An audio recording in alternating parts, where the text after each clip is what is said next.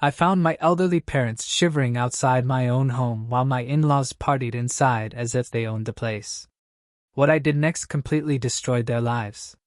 Can you imagine standing on your own doorstep, staring at your elderly parents, my dad, fresh from heart surgery, my mom, barely able to stand from arthritis, shivering in the freezing cold? And what if, just inside that door, your in-laws were hosting a lavish party for strangers, completely oblivious? That night, I discovered a betrayal so shocking, it nearly cost my father his life, and irrevocably changed everything I thought I knew about family. My name is Peggy, and I'm 35. My parents were my world. They gave me everything, scraped and saved, my dad working 2 jobs for 20 years, his hands rough from labor but so incredibly gentle when he held mine. My mom stretched every single dollar like a magician, making sure I never felt the weight of our humble life. When I got a college scholarship, they emptied their small savings without a second thought. And they never, ever complained. Not once. Now, in their 70s, life had taken its toll. My dad had undergone triple bypass surgery just 8 months prior. His recovery was steady, but fragile. He needed daily medication, careful monitoring. My mom's severe rheumatoid arthritis made simple tasks excruciating. But despite it all, they clung to their independence, living just 15 minutes away in the house I grew up in. Sunday dinners were sacred. Daily calls, a ritual. They beamed with pride at my career, framing my first business card. When I got my first big promotion, my dad actually cried, telling me I'd exceeded his wildest dreams. Then I met Robert. 7 years ago, at an industry conference. He was ambitious, confident, just like me. We connected instantly over creative marketing strategies, and within a year, we were married. Looking back, there were subtle warning signs even at the wedding, but I chose to ignore them. Our early marriage felt perfect.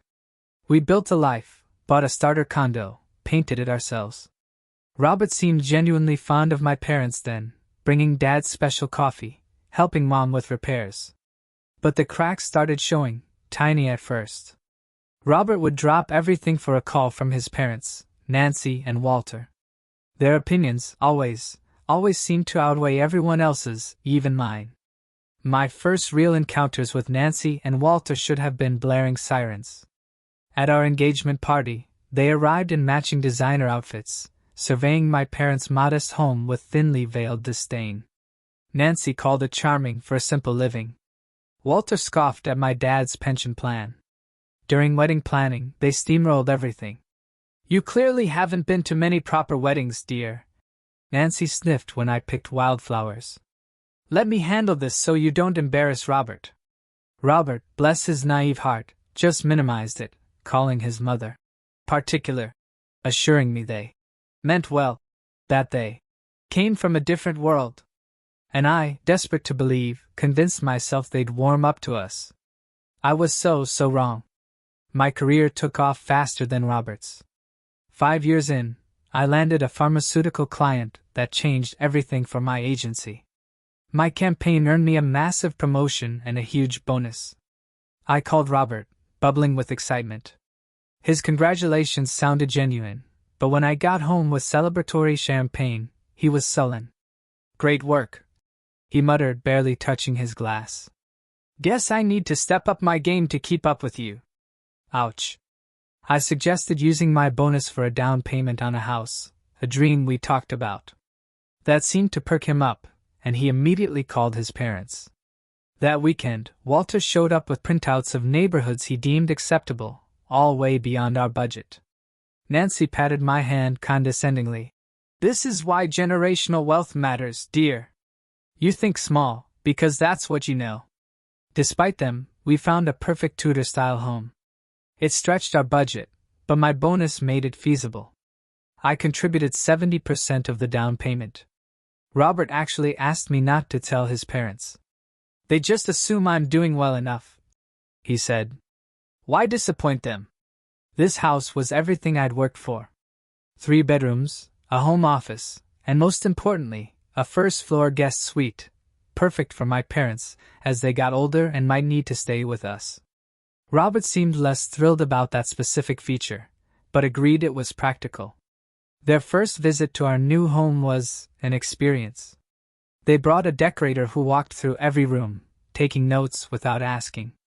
Nancy pointed out every flaw: the outdated kitchen that had just been renovated 5 years prior, the cramped master bedroom that was twice the size of our old condo. "We'll fix all this," she told Robert, ignoring me completely. "Not me. Your father knows people who can transform this place." As our housewarming approached, I poured weeks into planning a warm, intimate gathering. I carefully selected food for my dad's dietary restrictions, arranged seating for my mom's arthritis. Our guest list included our closest friends, colleagues, and of course, both sets of parents. When I asked Robert about his parents' guest list, he vaguely mentioned some couples they socialized with, assuring me it would only be 4 or 5 extra people. I compromised, wanting harmony more than control, but a growing uneasiness coiled in my stomach. The morning of the party dawned bright and crisp. I woke early, bubbling with excitement. Robert, though, was distracted, glued to his phone. Over breakfast, he mumbled, "My parents texted. They're running early, might get here before the official start time." The party was scheduled for 6 p.m. It was 10 a.m. "How early are we talking?" I asked, trying to sound casual. "Maybe around 3. They want to help set up." I bit back my instinct. "No," reminding myself that extra hands could be good. "That should be fine," I said, mentally scrambling to adjust my timeline. "Just remind them about my parents' accessibility needs." Robert nodded absently, already typing another text.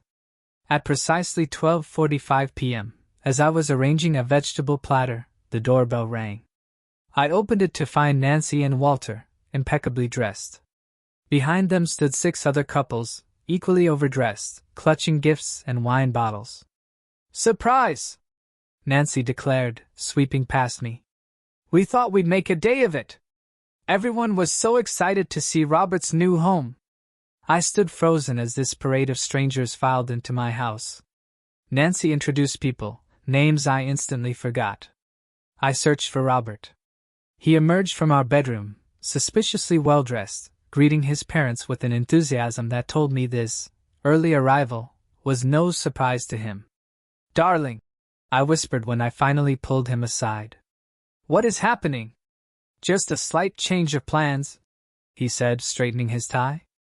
"Mother thought it would be nice to have a proper luncheon before the evening gathering. These are important people in my parents' circle." Before I could even respond, Nancy was by our side, critiquing my simple decorations. "These are charming in their way," she purred, removing a handmade centerpiece my mother and I had created. "But I brought some more suitable arrangements." She snapped her fingers, and Walter brought in elaborate floral displays that must have cost hundreds. Over the next hour, I watched in stunned silence as my carefully planned party morphed into a grotesque parody. Nancy rearranged furniture, shoving our family photos into drawers, replacing them with art I'd never seen. Walter's friends brought in cases of expensive wine, making dismissive comments about my choices. "Robert mentioned you were still developing your palate." One man snickered, hiding my wine bottles below the bar cart. Then, a catering van pulled into our driveway. 3 uniformed servers began unloading equipment I had never ordered.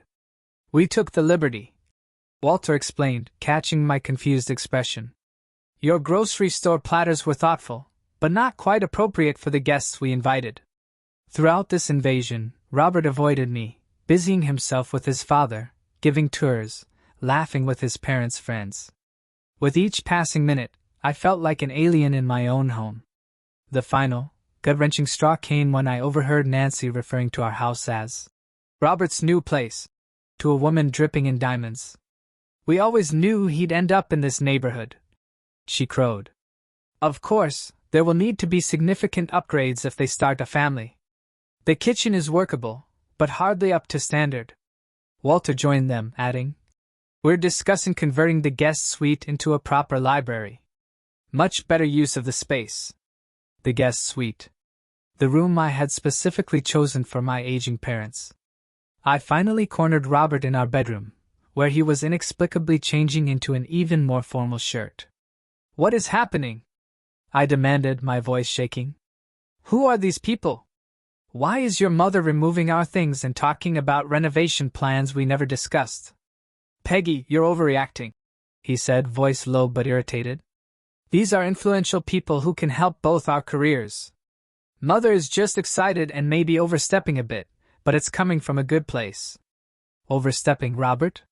There are caterers in our kitchen that I didn't hire.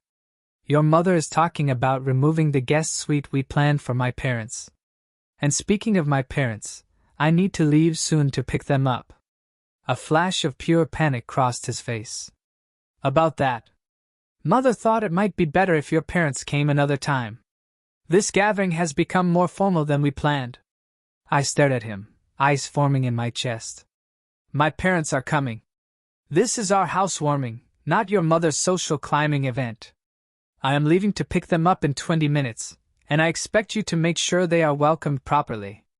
Just then, Nancy appeared in the doorway as if summoned. "Everything all right in here, Robert? Senator Wilson is asking about your work on the Thompson campaign." "Coming, Mother," Robert replied, turning from me without resolving anything. Before I left, I found him again, surrounded by his father's friends. "I'm going to get my parents now," I said, my voice tight.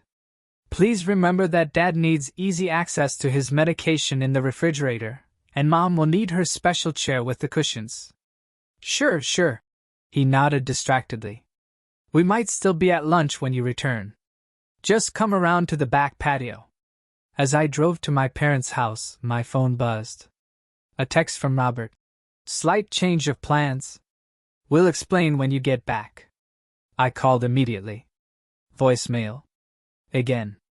Voicemail. My parents were waiting, dressed in their Sunday best. My mom had her hair done specially. My dad proudly wore the sweater I'd given him last Christmas. "House all ready for the big reveal?" Dad asked as I helped Mom into the car. "It looks wonderful," I lied, not wanting to worry them. "Everyone's excited to see you both." The knot in my stomach grew tighter. My calls to Robert still went unanswered. When we turned onto our street, I knew something was terribly wrong. The driveway, both sides of the street, were crammed with luxury vehicles I didn't recognize. A young man in a valet uniform looked confused as I pulled up. "Sorry, ma'am, the driveway is full. Are you here for the Cunningham dinner?" "This is my house," I said, a chill running through me. The valet looked embarrassed, stepping aside. Music and booming laughter spilled from the house. "My goodness," my mother said. "How many people did you invite, dear?" "Not this many," I admitted, helping her from the car. Dad slowly extracted himself, already breathing heavily. The temperature had dropped significantly. Both my parents shivered. Their light jackets were meant for a quick dash inside, not for standing out here. I rang the doorbell. Heard its chime. No one came. I rang again, knocked firmly. Through the beveled glass, I saw figures moving, clearly hearing us, but ignoring us. "Maybe they can't hear over the music," Mom suggested, pulling her jacket tighter.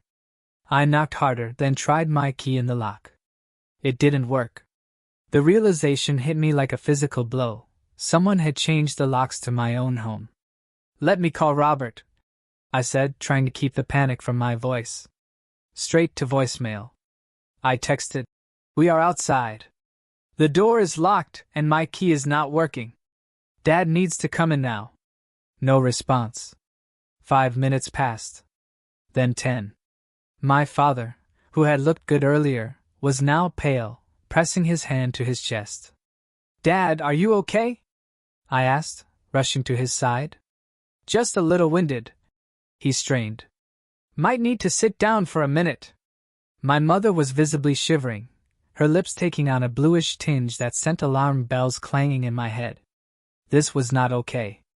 "Let me try the back door," I said, helping Dad to sit on the porch step before leading Mom around. The back patio had been transformed into a lavish extension of the party, with heat lamps, elegantly dressed guests sipping champagne under string lights I'd never seen. Through the kitchen windows, I saw servers arranging food. No sign of Robert.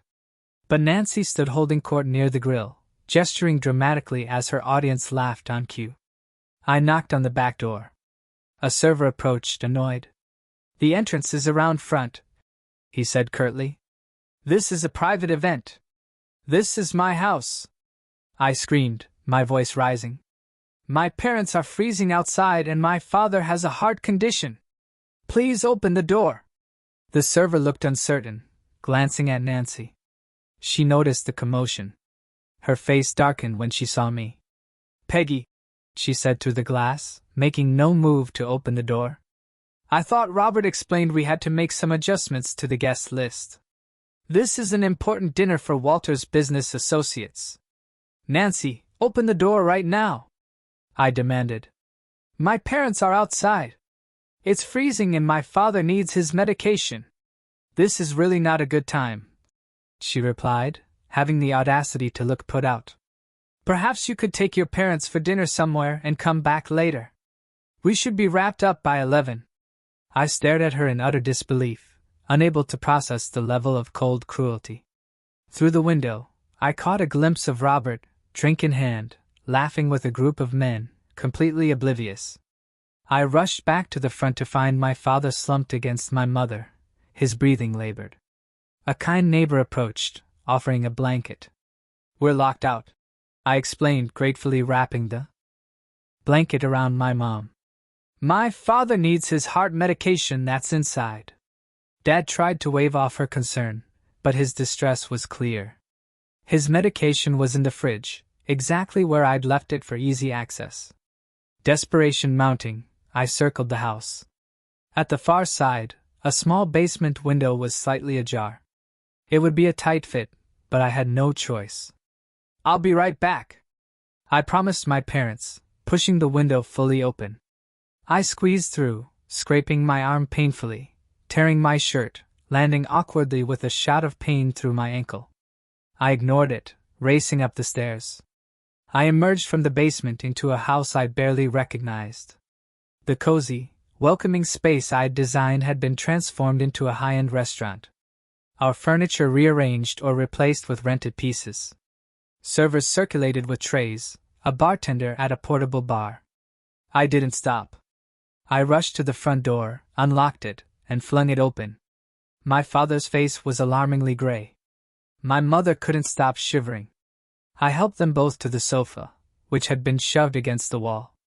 "I'll get your medicine, Dad!" I cried, hurrying to the kitchen. My fridge was packed with unfamiliar food.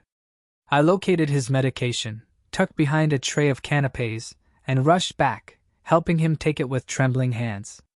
As I tended to my parents, the party went silent. Guests stared. Nancy approached, her face tight with rage. "What is the meaning of this intrusion?" she hissed, low enough for only me to hear. "We have the governor's assistant here tonight." "Intrusion?" I stood to face her, my voice surprisingly steady. "This is my house, Nancy. My house that I paid for. You locked my parents out in freezing temperatures. My father has a heart condition, do you understand that? There was clearly a miscommunication," she dismissed. "Robert mentioned you might bring your parents by, but we assumed later. This is hardly appropriate timing." "Appropriate timing? They've been outside for nearly 30 minutes because someone changed my locks without telling me." Nancy's eyes narrowed. "The security in this neighborhood requires proper precautions. Robert agreed the locks needed upgrading." "Where is Robert?" I demanded, scanning the room. She gestured vaguely towards the kitchen. "Discussing business opportunities with Walter's associates. I would appreciate it if you didn't disturb them with this domestic matter." I found Robert in the kitchen, still drink in hand, laughing with 3 older men. His face dropped when he saw me, a flash of guilt quickly replaced by irritation. "Peggy," he said, his voice overly bright. "I was just telling these gentlemen about our marketing approach to healthcare clients. My father nearly collapsed outside," I said, no preamble. "Someone changed our locks." Why didn't you answer your phone? Robert glanced nervously at the men beside him. There must have been a miscommunication. I thought we discussed your parents coming another time since the party evolved into more of a business dinner. No, Robert, we did not discuss that. And even if we had, you let my parents stand outside in the cold for half an hour. My father's lips were blue. You're overreacting, he muttered, guiding me away. It cannot be that cold yet. It's only October. As if to punctuate the absurdity, a commotion erupted from the living room. We rushed in to find my father slumped against my mother, his face contorted in pain. Dad! I cried, pushing past startled guests. Chest hurts, he gasped, clutching his shirt. My mother looked up at me, tears streaming. He said he feels like his last heart attack. Without hesitation, I pulled out my phone and dialed emergency services. The party had ground to an uncomfortable halt, guests watching the drama unfold with wine glasses still in hand. Nancy appeared at Robert's side, whispering furiously, Can't this wait? You're embarrassing us in front of everyone. I whirled on her, phone still pressed to my ear. My father might be having a heart attack because you left him in the cold. Do you understand that, Nancy? He could die. Walter materialized, his face flushed. Now see here, young lady. There is no need for hysterics. Your father looks fine to me, just a little winded. The paramedics arrived within minutes, pushing through the crowd. They quickly assessed his condition, signs of both hypothermia and cardiac distress. As they prepped him for the hospital, I heard Walter complaining to Robert about the scene we were causing. I rode in the ambulance, holding my mother's trembling hand. At the emergency room, my father was whisked away. A kind nurse helped my mother, who was also showing signs of exposure.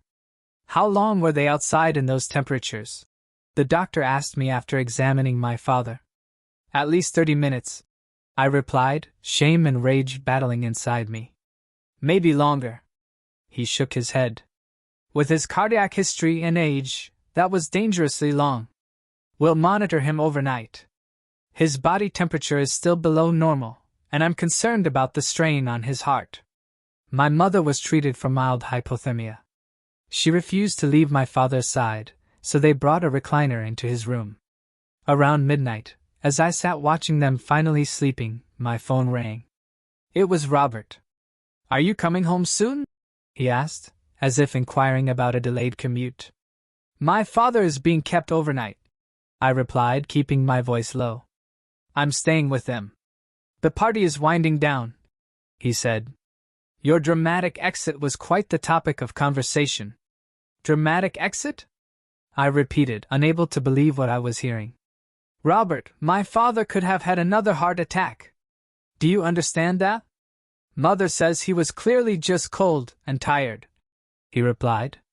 You know how your parents exaggerate their health issues for attention? Something inside me snapped. A final thread of loyalty, or love, or whatever had been holding our marriage together, just broke. Robert, I said, my voice calm despite the storm raging inside.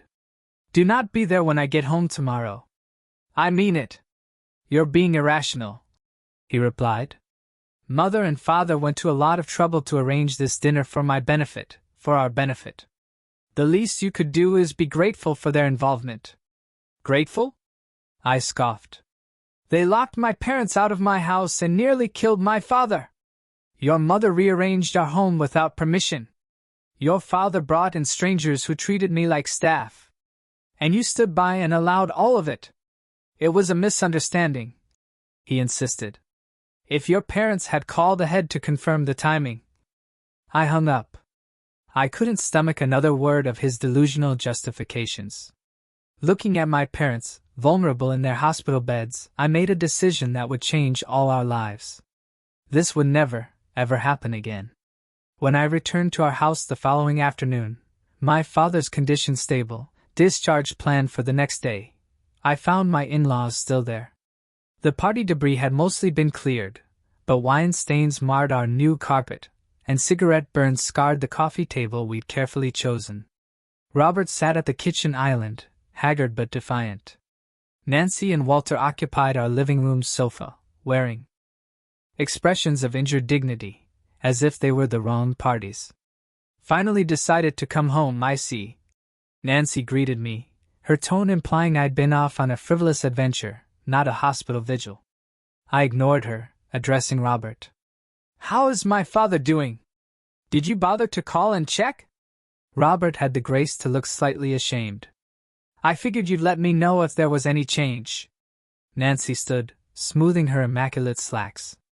Well, now that this little drama has settled, we should discuss the dinner party. Despite your unfortunate exit, it was quite successful. Senator Wilson's aide mentioned possibly connecting Robert with their media team. I stared at her, wondering if I'd entered some parallel universe where human decency didn't exist. My father is in the hospital because of you, I said, my voice dangerously low. And you want to talk about networking opportunities? Now, Peggy, Walter interjected. Let us maintain perspective. Your father has health problems. That is hardly our fault. If anything, you should have considered his condition before bringing him to an evening event. An evening event at my own house, I countered. That I specifically planned with his needs in mind before you hijacked it completely.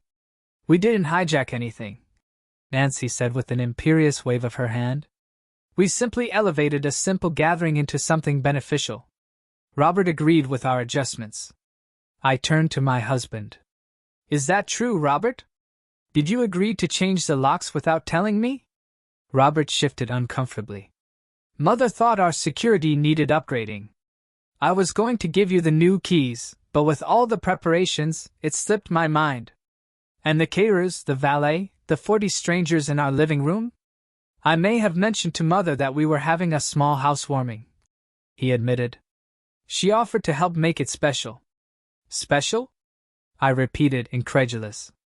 Robert, they took over our home, removed our personal items, and treated my parents like unwelcome intruders. How is any of that special? Nancy made a dismissive sound. Your sentimentality is charming, but impractical, dear. This house has potential to be a proper entertaining space. Those little crafts and family photos are lovely for private areas, but not for public rooms. Public rooms? This is a private home, Nancy. Our home. Of course it is, dear, she replied condescendingly. But Robert has always understood the importance of maintaining certain standards. His father and I have a wide social circle that can be tremendously advantageous to both of you. Did you know they were planning this? I asked Robert directly. He wouldn't meet my eyes. Mother mentioned possibly hosting their annual dinner here since we have more space now. I didn't realize it would be last night. When did you know? I pressed. When did you realize what they were planning? Robert hesitated. When they arrived early with the first guests. But by then everything was already in motion. And you didn't think to call me? To warn me that our housewarming had turned into your parents' networking event? I knew you would be upset, he said, as if that explained everything. The magnitude of his betrayal washed over me in waves. Not just the party, but the fundamental misalignment of our values and priorities. Who was this man who could leave his in-laws shivering in the cold while he schmoozed with strangers, prioritizing his parents' social climbing over basic human decency? I'm going to pack a bag, I said quietly. I cannot stay here tonight. Don't be dramatic, Peggy, Nancy interjected. Every marriage has adjustments. Robert is simply balancing family obligations. Family obligations? I turned to her, no longer bothering to hide my contempt. Is that what you call endangering my father's life, humiliating my mother, taking over our home without permission? We did you a favor, Walter said, his voice hard. This house was clearly beyond your experience level. Robert mentioned how you insisted on handling the decorating yourself despite our offers to bring in professionals. As I headed upstairs, I heard Nancy stage whisper to Robert. Perhaps this house was too ambitious for someone of her background. There's no shame in admitting one is out of their depth. I packed quickly, aware of Robert watching from the doorway, but making no move to stop me. As I zipped my suitcase, he finally spoke. Where will you go? To check on my parents. Then to Vanessa's, I replied, naming my closest friend. Don't call me unless it's an actual emergency. Nancy appeared behind Robert. Her expression one of practiced concern. Running away never solved anything, dear. In my experience, young wives often get overwhelmed by the responsibilities of maintaining a proper home. I walked past them both without responding, my mind already shifting from emotional hurt to strategic planning. This was no longer about a ruined party, or even a betrayal of trust. My parents had been put in actual physical danger, and the casual cruelty with which my in-laws dismissed that fact revealed a toxicity I could no longer ignore. At Vanessa's apartment that evening, I finally broke down, releasing the tears I'd held back for my parents' sake. Between sobs, I explained the surreal sequence of events, watching her expression shift from confusion to horror. They changed your locks? She repeated, incredulous. Without telling you, and left your parents outside? They act like I'm overreacting, I said, accepting the tissue she offered. Like it was a simple miscommunication rather than deliberate exclusion. Vanessa, an attorney specializing in family law, shifted into professional mode. Peggy, this is not just wrong, it's potentially illegal. You paid for 70% of that house. They cannot lock you out or make modifications without your consent. The next day brought another layer of betrayal. Checking our joint accounts online, I discovered Robert had withdrawn a significant sum, nearly $40,000, 3 days before the party. Without a word. A call to our bank confirmed it was made in person, with Robert's citing home improvements. The same day, I found an email in our shared cloud account for catering services, $20,000, charged to our joint credit card and addressed to Walter, not Robert or me. My colleague, Olivia, who had become a close friend, connected me with her brother's financial advisory firm. You need to protect yourself, she insisted. If they'll do this, who knows what else they might try. The financial advisor confirmed my fears. Robert's withdrawal had cleared out most of our liquid savings. The good news, he noted, was that my name was primary on the mortgage since I'd provided the majority of the down payment. That, he said, gives you certain rights, regardless of what happens next. Over the next few days, as my father recovered, I divided my time between the hospital and Vanessa's guest room. I discovered more evidence of my in-laws' insidious plans. Robert's sister, with whom I'd always maintained a cordial if distant relationship, called unexpectedly. I heard about what happened, she said, sounding genuinely concerned. I'm so sorry.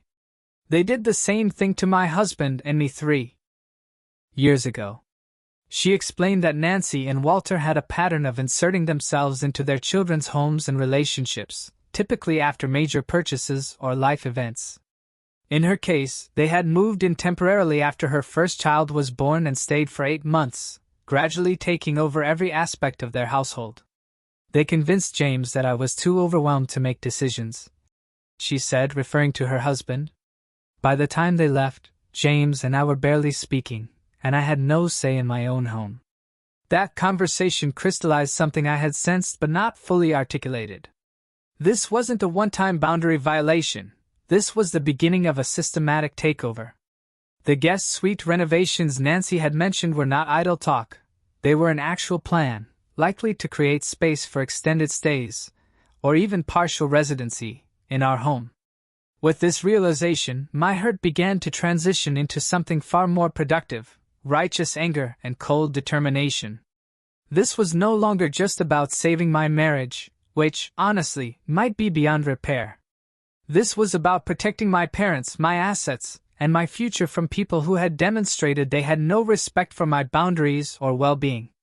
After a week of intense strategic planning with Vanessa, and consultations with both financial and legal advisors, I was ready to reclaim what was mine.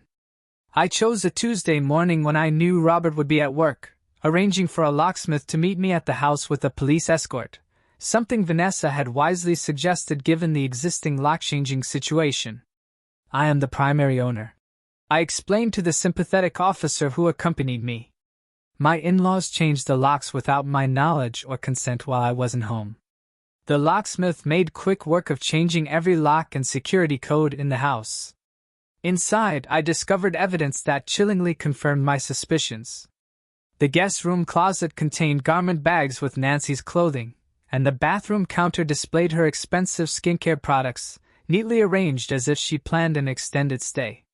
More disturbing was what I found in Robert's home office, a folder labeled House Modifications. Inside were quotes from contractors for major renovations, including completely repurposing the guest suite into a library with a sitting room, and plans to convert our home office into another guest room, presumably for visitors of their choosing. Most shocking of all was a partially completed change of address form for Walter and Nancy, listing our home as their new residence. According to dates on various documents, these plans had been in motion since shortly after we closed on the house, without a single word to me. With the locks secured and evidence thoroughly documented, I arranged a meeting with Robert, Nancy, and Walter at my attorney's office, neutral territory where emotions, hopefully, could be contained within professional boundaries. This is completely unnecessary. Walter blustered as they arrived, clearly uncomfortable in this setting. Family matters should be handled privately. I agree. My attorney replied smoothly. Unfortunately, when locks are changed without consent and significant sums are withdrawn without discussion, we move beyond family disagreement into potential legal territory. I had prepared a clear, factual presentation of what had occurred, from the takeover of our housewarming to the hospital bills for my father's care. As I spoke, Robert's expression shifted from defensive to uncertain, while his parents remained stone-faced. The $40,000 Robert withdrew has been partially accounted for through payments to caterers and event staff. I concluded. The remaining funds must be returned to our joint account within 48 hours, or we will proceed with formal legal action. This is absurd. Nancy interrupted. Robert was simply securing funds for necessary improvements to the property, improvements that would increase its value substantially. Improvements never discussed with or approved by the primary mortgage holder. My attorney pointed out. And as for the events of that evening, we have medical documentation of the harm caused to Peggy's father, which could potentially constitute a case for elder endangerment. That phrase landed like a bomb in the room. Elder endangerment carried serious legal and social consequences, particularly for people like Nancy and Walter, who valued their community standing above all else. There was no endangerment. Walter protested. It was a cool evening, not the dead of winter. My attorney silently placed my father's medical report on the table, where terms like cardiac distress precipitated by exposure and hypothermic symptoms were clearly highlighted. Robert, who had remained largely silent, finally spoke. What do you want, Peggy? Just tell me what you want to resolve this. I had given this considerable thought, balancing my anger with practical considerations. First, the complete return of all funds withdrawn without mutual consent. Second, a written agreement that no modifications will be made to our property without documented approval from both of us. Third, your parents will not have unsupervised access to our home under any circumstances, and any visits must be agreed upon in advance. Fourth, payment of all medical expenses incurred as a result of that night. This is extortion, Nancy hissed. This is accountability, I corrected. And it is non-negotiable. To everyone's surprise, including possibly his own, Robert sided with me. We will return the money, he said quietly, and cover the medical bills, of course. The shift in Robert's position clearly shocked his parents. Walter's face flushed dark red while Nancy went completely pale. Robert, you cannot possibly be considering these ridiculous demands, she said, her voice rising. After everything we have done for you, the connections we have provided. You left her parents in the cold, mother. Robert replied, sounding tired. Her father could have died. How would that have looked for your precious connections? That meeting marked a turning point, not just in my strategy, but in Robert himself. In the days that followed, as funds were returned and agreements formalized, he began individual counseling at my insistence. The therapist specializing in family dynamics helped him recognize patterns of manipulation that had defined his relationship with his parents since childhood. They controlled everything. He told me during one of our carefully neutral coffee meetings to discuss logistics. My schools, my friends, my career path. Anything that deviated from their vision was met with withdrawal of love and approval. I never realized how deep it went until Dr. Harrison started asking about my earliest memories of making choices. While this insight helped explain his behavior, it did not excuse it. Trust, once shattered, cannot be instantly restored through explanation. I maintained my separate living arrangement at Vanessa's while considering my options. The most satisfying aspect of the resolution came in the form of social and community consequences for Nancy and Walter. Word of the incident spread through their carefully cultivated social circle, with my attorney's precise choice of words. Elder endangerment. Carrying particular weight. Invitations to key social events suddenly stopped arriving. Board positions were quietly not renewed. The currency they valued most, social standing, experienced significant inflation. Robert's sister reached out again, this time with other siblings on the call, all sharing similar stories of boundary violations and manipulation. For perhaps the first time, they spoke openly about patterns they had individually experienced but never collectively acknowledged. This family therapy of sorts seemed to strengthen Robert's resolve to establish healthier relationships with his parents. As for our marriage, it hung in a delicate balance. The core breach of trust, when Robert chose his parents' wishes over my well-being, and worse, over my parents' safety, had created a chasm not easily bridged. Yet his willingness to acknowledge the wrongdoing and take concrete steps toward change left the door open, if just barely, to potential reconciliation. "I understand if you want to divorce me," he said during a particularly honest conversation. "What happened is unforgivable, but I want you to know I'm committed to changing, whether we stay together or not. I never want to be that person again." I had separation papers prepared, but not filed, a contingency plan rather than an immediate intention. As Robert continued therapy and maintained appropriate boundaries with his parents, I allowed myself to consider the possibility of rebuilding rather than discarding our relationship. Trust takes time, my own therapist reminded me. And it's okay to protect yourself while you evaluate whether that trust can ever be fully restored. 6 months after that fateful night, our lives had found a new pattern. My father's health had stabilized, his cardiac function returning to baseline. My mother's arthritis remained challenging but manageable, and the emotional trauma of that night had faded, though not disappeared entirely. Our house, truly my sanctuary now, had been reclaimed, room by room. The guest suite remained intact, ready for my parents' visits, which occurred regularly but always with advanced planning and clear expectations.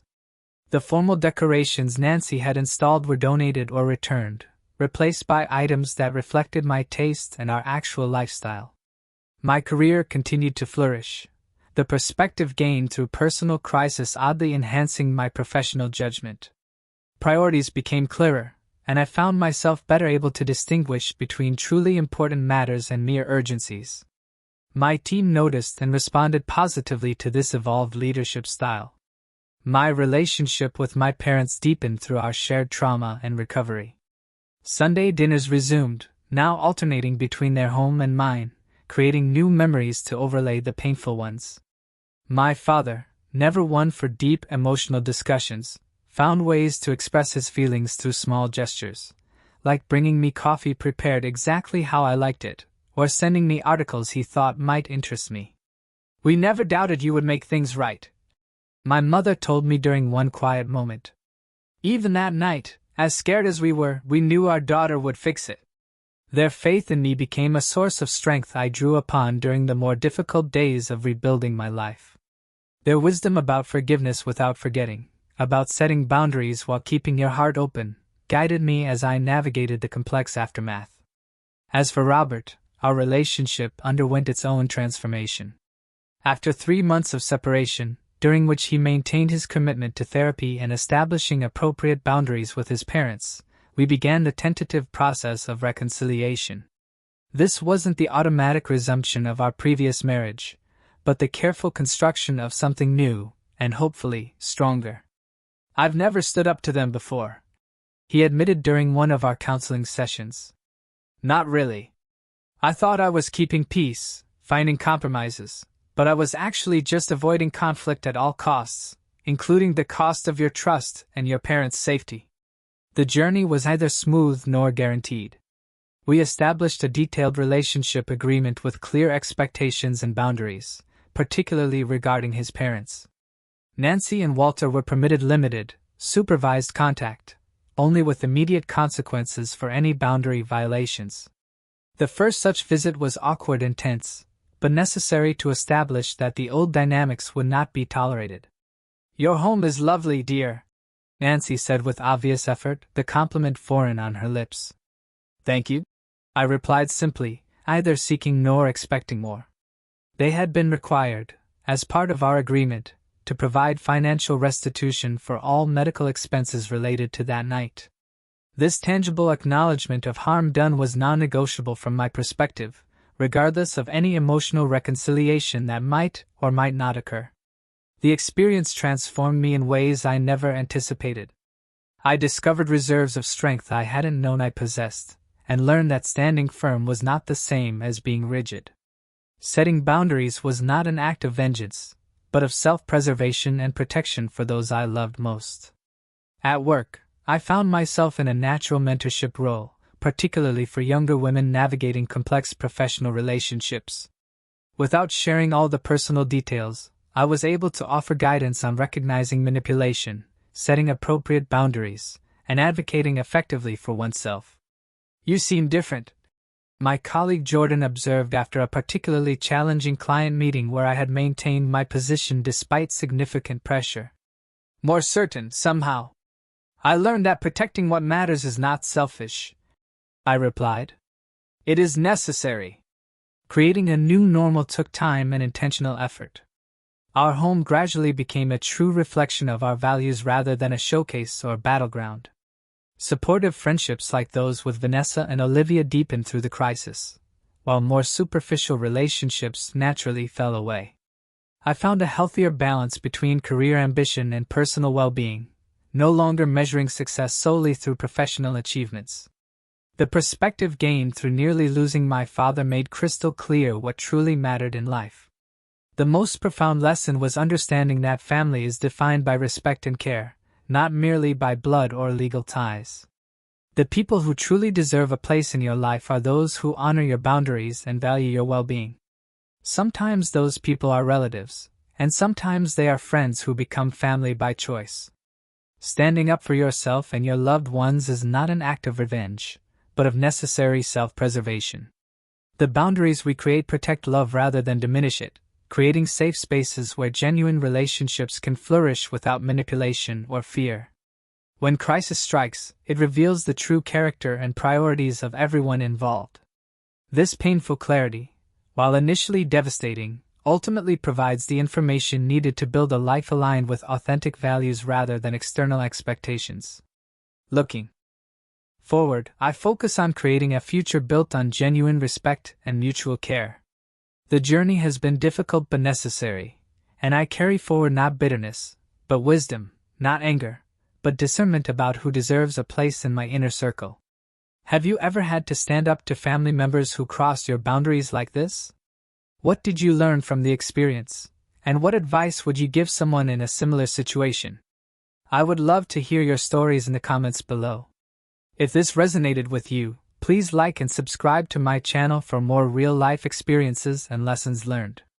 And remember, sharing these stories helps others recognize and address similar situations in their own lives.